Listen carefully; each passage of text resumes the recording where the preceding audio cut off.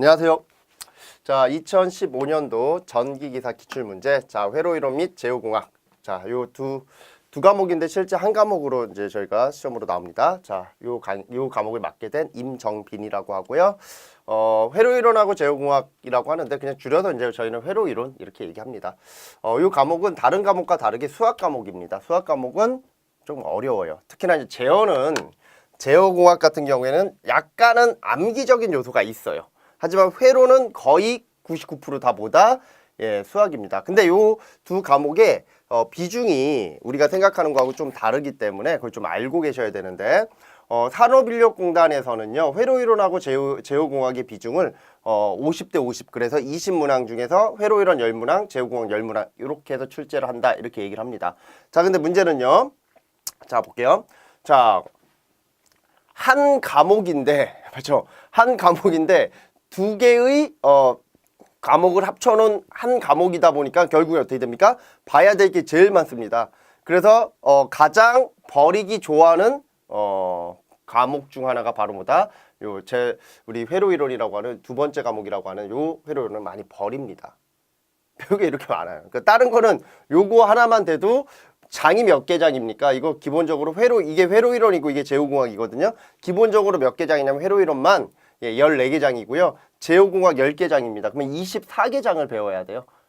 예, 엄청난 양이죠. 그래서 많이들 이거를 버리죠. 근데 저는 안타까운 게 뭐냐면 이 회로이론이 어려운 것도 사실이고 양도 많은 것도 사실입니다. 배워야 될 양이 엄청나게 많은 것도 사실이지만 우리가 조금 이런 것들을 그래도 그 중에서 시험 문제 잘 나오는 거 이게 이제 제가 이제 전력공학하고 설비 기술 기준도 나가고 있지만 그 두 과목하고 다른 부분들이 있다라는 거예요.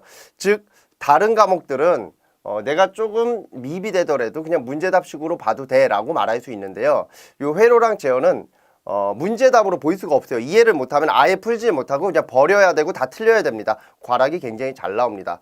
근데 저는 이제 제가 이제 요 동영상 말고 실강의에서 얘기를 드릴 때 회로이론만큼은 제가 12개 이상을 맞출 수 있도록 해드리겠습니다라는 약속을 좀 드리고서 수업을 하는 편인데 중요한 건 바로 뭐냐면 어려운 부분들이 있어요. 그리고 잘 나오는 부분들도 있고요. 또 그리고 어렵고 또 잘 안 나오는 부분도 있습니다. 그럼 우린 여기에서 뭐를 과감히 버릴 거냐면 어려우면서 잘 안 나오는 거는 버릴 거예요.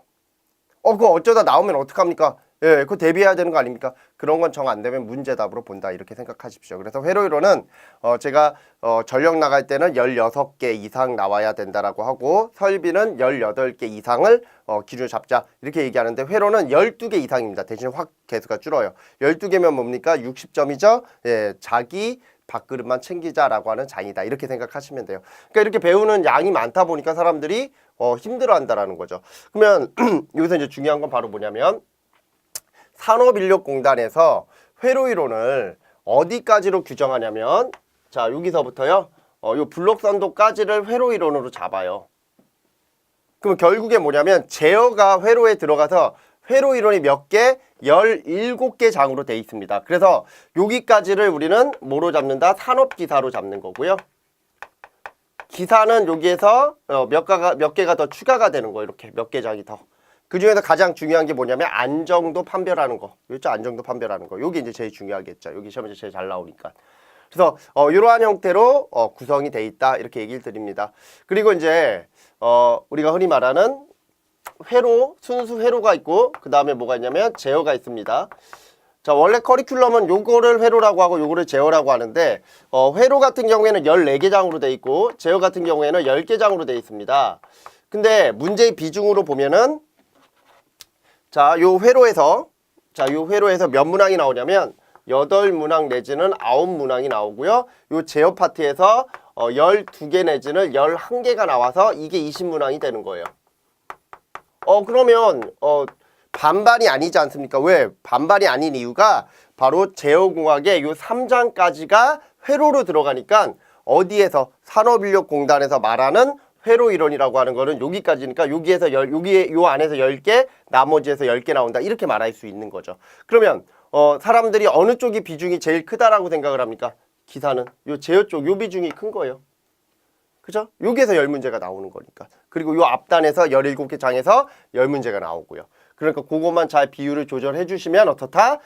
공부하는데 크게 무리가 되지 않습니다. 그래서 오히려 제어가 쉽기 때문에 우리 기사 보시는 분들이 더 편해요. 산업기사가 더 힘들어요. 산업기사는 어디에서 요 회로 쪽에서 많이 나와요. 요 회로 쪽에서 17문항이 나오고 요 3개 장에서 3개 문항이 나와요. 그러니까 산업기사 보시는 분들은 되게 힘들지만 기사 보시는 분들은 그래도 수월할 수 있다. 자, 이렇게 얘기를 드려요. 그래서 오히려 회로이론이라고 하는 요 과목은 기사는 개수를 높이기가 쉽고요. 산업기사가 더 어려울 수 있는 그러한 부분이 됩니다. 근데 뭐가 되든 간에 제가 말씀드리는 대로 그대로만 잘 따라오시면 다들 다 한 번에 합격을 할 수 있는 점수가 나옵니다. 자, 문제 보도록 할게요. 자, 다음 중 FT는 2의 마이너스 A의 T승이다. 이를 Z 변환이라고 하는데 G 변환이라고 합니다. 자, 우리는 라플라스 변환이 있고요. 그 다음에 G 변환이 있습니다. 이 두 가지의 관계를 좀 보셔야 되는데, 자, G 변환은, 자, 여기 보면은 이게 함수 FT고요. 이게 라플라스 변환, 이게 G 변환이 되는 거죠. 이게 라플라스 변환, 그리고 이게 G 변환입니다. 그래서 G 변환이라는 거는 실질적으로 라플라스 변환에서 나오는 우리 요 T 있죠, 요거? 요 T를 G로 환산한다라는 변환법을 말하는데, 그냥 저는 그래요. 이렇게 보면 좀 저희 어디에서는 관연도 요 풀이반에서는 어려워요. 이게 원래는 원론으로 들어갔을 때 원론에서 이렇게 돼서 결과적으로 이렇게 나옵니다. 이걸 얘기하면 참 좋은데 그러면 너무 이 수업이 깁니다. 그럼 한 2시간, 3시간짜리 수업이 돼야 돼요. 그렇게 얘기하기에는 여기 계신 이 수업을 듣는 분들이 처한 현실과 맞지 않다라는 거죠. 여기 계신 분들은 다 어때요? 지금 당장에 빨리 이거 한번 훑어보고 자기 스스로 한번 풀어보고 빨리 시험장 가서 제대로 시험 보겠다 이런 의도를 갖고서 이 수업을 듣는 경우가 많단 말이에요. 뭐 내가 시험 보기 전에 한 6개월 전서부터 이걸 볼 거야. 되게 그렇지 않습니다. 되게 시험 보기 한 2주 내지는 한 달 안에 보는 게 바로 요 과목인 요 수업인데 그때 돼가지고서 이 G 변환이 원리 원칙적으로 어떻게 돼서 어떻게 되니까 어떻게 이렇게 풀어야 된다 이런 것들을 얘기하기는 너무 힘듭니다. 저도 힘들고요. 듣는 사람도 아마 보다가 그냥 내려버릴 겁니다. 그래서 저는 G 변환이라는 게 있는데 G 변환은 뭐다? 그냥 이렇게 본 거예요. 자, 라플라스 변환은 복수평면, 자, 요게 실수, 자, 요게 허수, 요걸 복수평면이라고 해서 안정도를 판별하고요. 우리 G 변화는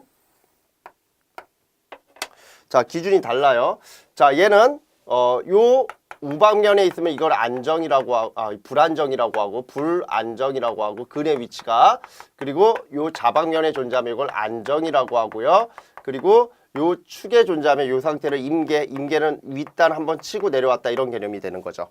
맞죠? 그래서 그림으로 그리면 그냥 간단히 얘기 드리는 거예요.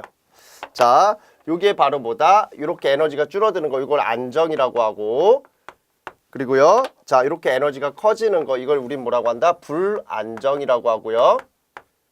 그렇죠? 이걸 불안정. 그리고 에너지가 일정하게 쭉 간다. 이렇게 일정하게 쭉 갈 수도 있죠. 이거를 임계 상태다 라고도 얘기할 수 있습니다. 됐죠? 이러한 근의 위치의 판별이다 이렇게 생각하시면 되고 자, 이걸 S평면이라고 해요. 복수평면. G평면은 자, 얘를 이렇게 그리지 않고 원을 하나 그려요. 단위원.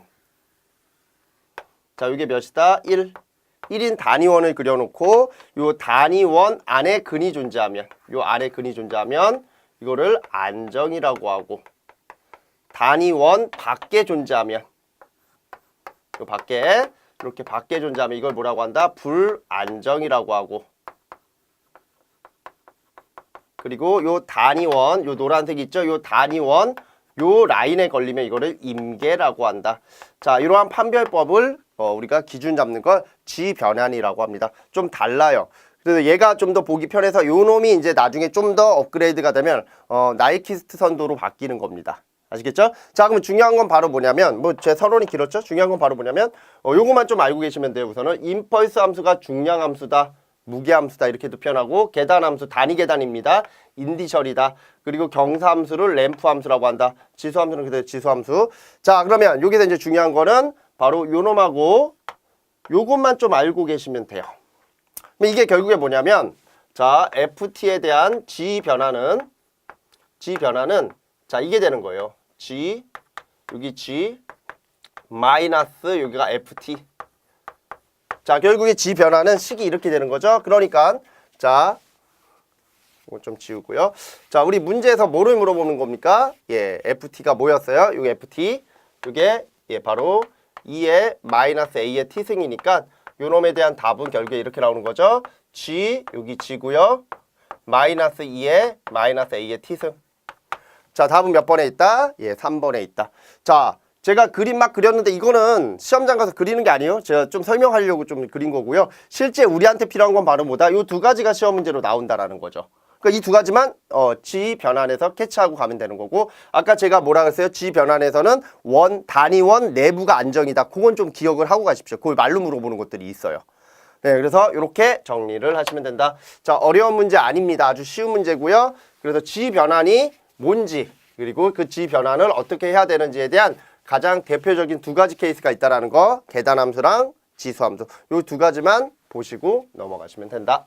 자, 다음 문제 볼게요. 자, 62번. 자, 한번 볼까요? 자, 이 문제는 이제 루소 판별식에 대한 문제인데, 루소 판별식을 좀 알고 계셔야 돼요. 좀 어렵기 때문에 시험 문제는 대신에 잘 나옵니다. 자, 이놈의 먼저 이제 안정한 상태를 보는 거고, 블록선도입니다. 그러면 블록선도에 대한 전달함수를 우리가 나타내야 되는데, 자, 얘는 뭡니까? 1 마이너스 페루프 분의 뭐다? 경로다. 자, 이렇게 나타내면 되죠. 그러면 자, 1 마이너스 경로는, 자, 봐봐요. 경로는 뭐가 됩니까? 자, 우리 피드백은 이제 페루프는 고려하시면 안 되고, 경로는 이렇게 가는 게 경로죠. 그러면 얘는 뭐가 돼요? 경로가 S 플러스 1, 그 다음에 S 플러스 2, 그 다음에 S 플러스 3. 그리고 페루프는, 자, 뭐가 페루프입니까? 이렇게 되는 게 페루프죠. 이렇게 되는 게 페루프. 그러면 얘는 뭐가 돼? 자, S 플러스 1, S 플러스 2, 그 다음에 S 플러스 3. 됐죠? 그리고 요 위에는 뭐가 나온다? 마이너스 K. 왜 마이너스입니까? 얘가 마이너스로 피드백을 했잖아요. 그쵸? 예, 이렇게 나와요. 그럼 마이너스에 마이너스는 플러스니까 이렇게 되고요. 자, 요거를 다시 통분해야 돼요. 요거 통분하면,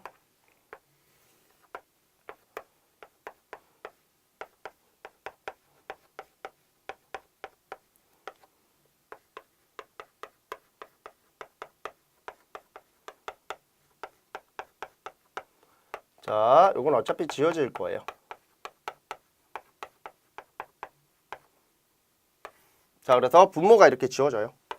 그러면 요놈에 대한 전달함수는 결국에 이렇게 나오는 거예요.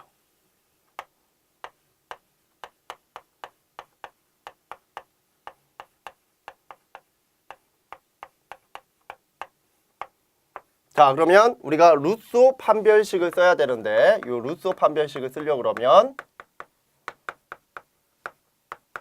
자, 우리 루소 판별식은 결국에 뭐다? 1항에 있는 부호가 플러스 부호를 가지면 된다라고 하는 그 기준을 가지고 해석을 하는데, 자, 같이 볼게요. 자, 우선은 얘를 전개를 해야 되니까, 자, 요거 전개를 해보면 하나, 둘, 세 개니까 S의 3승 나오겠네요. 그 다음에 요거 몇 나옵니까? 요렇게 제곱해서 하나, 그리고 이렇게 제곱해서 하나 다 더하면 이게 몇 나오냐면, 제가 적어놓은 게 있어요. 예, 6. 이게 정리하셔야 돼요. 6S의 자승 플러스 11S 플러스 6 플러스 K. 자, 그러면 여기서 보시면 요거 뭡니까? 3승, 요거 자승, 요거 1승, 요거 0승 이렇게 잡으면 돼요. 그래서 자, 이쪽에다 자변에다가 S의 3승, S의 자승, S의 1승, S의 0승. 그래서 요게 하나의 열이고, 요 열이 결국에 뭐가 된다? 양의 값을 다 가지면 돼요. 첫 번째 열이. 자, 그러면 자, 볼게요. 얘는 S의 3승 개수니까 1이고요. 건너뛰어야 돼요. 바로 11. 자, 이건 S의 자승이니까 6이고요. 건너뛰어야 돼요. 그럼 뭐가 돼? 6 플러스 K. 자, S의 1승은 자, 어떻게 계산하냐면, 자, 먼저 6 있죠? 요 6이 내려와야 돼요. 해법입니다. 자, 요거 플러스 요거 마이너스다. 이렇게 알고 계시면 돼요. 66 마이너스 6 플러스 K. 자, 요게 뭐다? 예, 바로 0보다 크면 돼요. 그러면 어차피 요거 넘겨서 지워버리면, 자, 결국에 뭐다? 여기서 요거 빼주면 60 마이너스 K. 요게 0보다 크다. 그죠? 요게 하나가 나오죠. 그러면 K는 결국에 여기서 따라서 K는 몇보다 작아야 돼? 60보다 작아야 된다라는 거죠. 예, 그래서 요 부분이 양의 부호를 가져야 보다 1열의 부호가 양의 부호를 가져야 안정근이기 때문에 결국엔 뭐다? 요놈이 양의 부호를 갖는 조건은 요게 하나 나오고요. 그 다음에 0승일 때는 자 요거 0승일 때 6 플러스 K가 되는 겁니다. 그죠? 예, 그러면 얘도 뭐가 돼야 돼? 0보다 커야 되는 거죠. 그러면 결국에 또 뭐가 나온다? K는 뭐보다는? 마이너스 6보다는 커야 되는 거죠. 그러면 따라서 K는 마이너스 6과 60 사이가 돼야 되겠네요. 답은 몇 번에 있다? 1번에 있다라는 거죠. 그래서 문제의 답은 1번이 되는 겁니다. 자, 요 루소의 판별식은 100% 시험 문제 나옵니다. 무조건 알고 계셔야 돼요. 시간이 좀 걸려요. 얘를 하려고 그러면 요 인수분해 돼 있는 거를 풀어내는 연습을 먼저 하셔야 돼요. 그래서 요거 이렇게 곱하고 요거 이렇게 곱해가지고 해석하는 방법 있죠. 그래서 첫 번째는 앞에 있는 두 개를 먼저 하시고 그 다음에 요거랑 요거를 전개해서 이렇게 뽑아낸 다음에 이러한 판별식을 쓰셔야 됩니다. 이런 판별식 어떻게 합니까? 라고 하면은 이런 것들은 이제 원래는 이제 원론에서 우리가 내용 정리 반에서 이런 것들을 해결하고 넘어오셔야 되는 겁니다. 그래서 요 루소의 판별식은 시험 문제 되게 잘 나오니까 꼭 좀 기억을 해달라. 이렇게 얘기를 드립니다. 자, 다음 문제 보도록 하죠. 자, 63번. 자, 다음과 같은 함수를 라플라스 변환하면 자, 요 함수를 라플라스 변환하기 전에 우리 라플라스의 공식에 대한 7가지 꼴이 있죠? 자, 요거를 먼저 기억을 하셔야 됩니다. 그래서 요 7가지를 모르면 라플라스 변환을 아예 할 수 없기 때문에 반드시 아셔야 되고 라플라스 변환은 시험 문제로 굉장히 잘 나와요, 항상. 100% 나오는 거죠? 반드시 7가지. 하나, 둘, 셋, 넷, 다, 7가지. 무조건 다 외우셔야 되고요. 이런 용어도 같이 봐주시는 게 좋아요. 인펄스는 중량, 계단, 단위 계단은 인디셜, 경사함수는 램프 이 정도는 좀 알고 계시는 게 좋습니다. 자, 그 다음에 이 문제를 풀기 위해서는 뭐를 알아야 되냐면 또 참고적으로 가법 정리라는 걸 좀 아셔야 돼요. 자, 가법 정리는 우리가 첫 번째 뭐가 있냐면 사인 알파 플러스 베타가 있습니다. 그럼 이 사인 알파 플러스 베타는 사인 알파 코사인 베타 플러스 코사인 알파 사인 베타. 그리고 두 번째 그 다음에 코사인 알파 플러스 베타는 요거 코코 마사사 코사인 알파 코사인 베타 마이너스 사인 알파 사인 베타가 되죠. 자, 문제는 얘를 이용하는 게 아니라 우리는 여기에서 또 한 번 참고가 들어가요. 두배각 공식이 나옵니다. 두배각 공식. 그러니까 이런 건 수학을 좀 알아야 문제를 풀어요. 두배각 공식은 요 베타가 뭐로 바뀌면 돼? 알파로 바뀌면 돼요. 그럼 여기에다 알파, 여기다 알파, 여기다 알파를 집어넣으면 사인의 이 알파는 두 배의 사인의 알파 코사인 알파가 된다.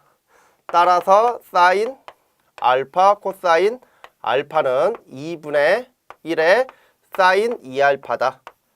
자, 그러면 여기가 뭐로만 들어가면 돼요? t로만 들어가면 되잖아요. t. 그러면 여기가 t. 그러면 결국에 뭐를 라플라스 변환하라는 거예요, ft는. 바로 누구를 2분지 1의 사인의 2t를 라플라스 변환해라. 그러면 바로 요 자리가 뭡니까? 오메가 자리가 되는 거죠. 그러면 어떤 식 쓰면 돼요? 요식 쓰면 되는 거죠. 요 2분의 1은 어차피 상수니까 그대로 놔두면 2분의 1은 그대로 가고요. 곱하기 자 s의 자승 그 다음에 플러스 오메가의 자승 2의 자승 그 다음에 오메가니까 2. 그럼 뭐가 지워져요? 얘가 지워지죠. 그러면 답은 뭐다? s의 자승 플러스 2의 자승분의 1이다. 자, 몇 번에 있습니까? 2번에 있죠. 아주 간단한 문제. 답은 2번이 되죠. 자, 문제는 어렵진 않은데요. 이 가법 정리에 대한 두배각 공식을 좀 머릿속에 집어넣으셔야 돼요. 그럼 이런 문제가 잘 나옵니까? 잘 안 나와요, 생각보다는. 얘는 잘 안 나오고 라플라스 변환은 요거 말고 이제 라플라스 변환에 관련돼 있는 응용꼴이 있어요. 그래서 그런 것들이 잘 나오는데 자, 이것도 한번 풀어보셔야 된다. 자, 다음 문제. 다음에 블록선도와 같은 거. 자, 이런 건 자, 보시면 아시겠지만 자, 어차피 경로는 P입니다. P가 나오지만 자, 얘가 피드백을 하는데 그 피드백이 얼마가 되는지를 몰라요. 그럼 얘는 단위 함수다라고 생각하시면 돼요. 단위 함수 크기가 1이다. 그리고 여기가 플러스 마이너스가 돼야 돼요. 그러면 4개의 보기 중에서 이런 문제는 아주 간단해요. 플러스 마이너스인 거를 먼저 찾는 거예요. 얘는 마이너스 플러스 얘네 두 개는 답이 될 수가 없는 거예요. 그죠? 네, 이게 같아야 돼요. 그래야 피드백 응답 값이 서로 같습니다. 그리고 아까 뭐라 그랬어요? 아무것도 없을 때는 크기가 1이라 그랬죠. 그러면 크기가 1. 그러면 얘가 피드백을 한다라고 하면 크기가 1이 되려고 그러면 곱하기가 돼야 될 거 아닙니까? 그러면 자, 경우에서는 요거 두 개인데 두 개를 곱했을 때 1이 나오는 건 몇 번에 있다? 아이고, 한 번 더 넘겼네요. 1번에 있다라는 거죠. 이렇게 나오는 거죠. 그래서 답은 간단하게 1번이다. 아주 간단한 문제예요. 저희가 긴 문제는 뭐 좀 시간을 들여서 풀지만 이렇게 간단한 문제는 간단하게 답을 체크하고 넘어가시면 되고요. 자, 그 다음에 나오는 게 뭐냐면, 자, 자동 제어계에서 기본적으로 제어 요소는 무엇이냐? 자, 제어 요소는, 자, 우리가 두 가지를 가지고서 얘기를 하는데, 조작부하고 조절부를 가지고서 얘기하는데, 우리가 제어 요소를 알기 전에 전체적인 프로세스를 알아야 됩니다. 그게 바로 뭐냐면 입력으로부터 시작해서 그 다음이 뭐가 있냐면 그 다음이 기준 입력 요소라는 게 나와요. 기준 입력 요소.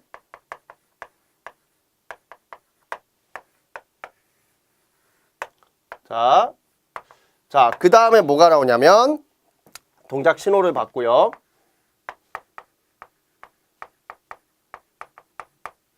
신호. 자, 그 다음이 저희 쪽은 제어 요소가 나오고요. 제어 요소. 그 다음에 프로세서.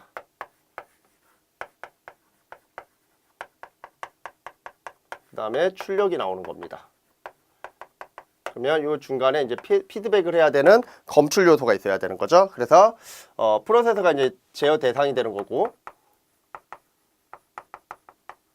자, 그러면 요 놈이 피드백을 할 때는 어느 쪽으로 오냐면 요 동작 신호 쪽으로 오는 거예요. 동작 신호로 피드백을 요렇게 해서 오는 겁니다.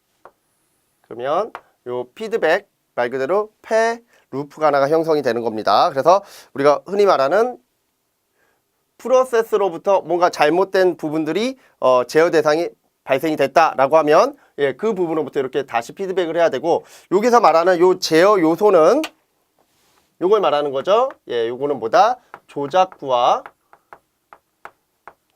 조절부를 합쳐서 얘기하는 겁니다. 조절부. 그죠? 이렇게 두 가지를 합쳐서 저희가 얘기를 한다. 이렇게 좀 같이 좀 정리하시면 돼요. 자, 그래서 제어 요소는 조작부와 조절부를 가지고서 얘기합니다. 그래서 입력, 기준 입력 요소, 제어 요소, 프로세서 이렇게 되어 있는데 이렇게 같이 좀 봐주시면 된다. 자, 그래서 65번의 답은 몇 번에 있다? 4번에 있습니다. 뭐 원래는 저희가 이제 제어 요소라고 하면 이걸 다 그릴 필요 있고, 뭐 이 과정을 다 우리가 외울 필요가 없어요. 저도 뭐 이걸 특별히 외워야 된다 이렇게 얘기는 안 하는데, 이 이제 제어 요소를 저희가 설명하다 보니까 전체적인 프로세서를 다 얘기를 드리는 거고요. 뭐 외울 필요는 없습니다. 뭐 저도 뭐 특별히 이걸 외우고 있거나 그러진 않는데, 그때의 조절부, 조작부가 결국에 제어 요소 들어갔다. 이 정도는 알고 가시는 게 좋습니다. 다음 문제 볼게요. 자, 다음 같은 계정에는 어떤 회로인가 이렇게 돼 있죠. 자, 다음 같은 회로가 뭔지를 보셔야 되죠. 자, 스위치를 닫습니다. 전원이 들어가겠죠. 그래서 타이머가 여자가 되죠. 이거 여자 돼요. 자, 이게 여자가 되고, 그 다음에 또 얘는 이쪽으로 가서 뭐가 되는 겁니까? 얘가 여자가 되네요. A라고 하는 릴레이 여자. 그러면 타이머 여자, 릴레이 여자. 그러면 얘는 타이머의 무슨 접점이에요? 비접점이죠. 설정된 시간 후에 열리는 거예요. 그러면 얘가 여자가 되면 누가? 얘가 붙는 거죠. 얘가 동작이 돼서 얘가 붙어서 전류가 여기서 이렇게 흘러 들어가는 거죠. 램프가 켜지죠. 그럼 얘도 붙겠죠. 그럼 얘는 뭐가 되는 거예요? 자기 유지를 해주겠죠. 자, 그럼 여기서 이제 중요한 건 뭐냐면 바로 내가 스위치를 닫았을 때 타이머가 여자가 되고 릴레이가 여자가 됩니다. 그러면서 뭐가? 등이 켜지는 거죠. 말 그대로 불이 들어오는 겁니다. 그러면 우리가 흔히 말하는 안정이라는 건 뭐고 불안정이라는 건 뭐냐? 자, 우리 안정이라는 건 에너지가 없는 겁니다. 회로로 따지면 오프 상태를 말하는 거죠. 누구의 오프 상태? 부하의 오프 상태. 그래서 램프가 뭐다? 소등된 상태를 말하는 거고요. 자, 불안정이라는 건 우리 흔히 말하는 ON을 말합니다. 그럼 얘는 램프가 점등된 상태를 말하는 겁니다. 그럼 얘는 보시면 아시겠지만 설정된 시간, 요 부분이 중요한데, 요 접점이 중요한데, 설정된 시간 후에 얘가 뭐가 되는 거예요? 열리는 겁니다. 이 회로 전체가 뭐가 되는 거예요? 개방이 되니까 릴레이가 열리잖아요. 릴레이가 열려버리면 어떻게 돼요? 바로 등이 꺼지겠죠. 그러면 얘는 T초 후에 등이 꺼지는 회로가 되는 겁니다. 스위치를 누르고 어느 정도 시간이 지나면 제로가 되죠. 그러면 스위치를 누르고 어느 정도 시간이 지나면 제로가 되니까 그 제로가 된다라는 걸 우린 뭐라고 한다? 안정하다라고 말을 하죠. 그러면 얘는 뭐가 돼요? 안정회로인데, 안정회로가 몇 개 있어요? 하나 있죠. 그래서 단안정회로다 이렇게 표현하는 겁니다. 됐죠? 자, 이거는 이렇게 이제 접점 회로가 나오면 이런 시퀀스 회로를 우리는 뭐 하셔야 되냐면 해석할 줄 아셔야 돼요. 지금 제가 말씀드리는 이러한 것들이 나중에는 동작 설명으로 실기 문제로 나오는 겁니다. 그래서 이런 시퀀스 도가 나오면 유접점 회로죠. 나오면 결국에 뭐다? 이러한 과정을 한번 적어 보셔야 된다라는 거.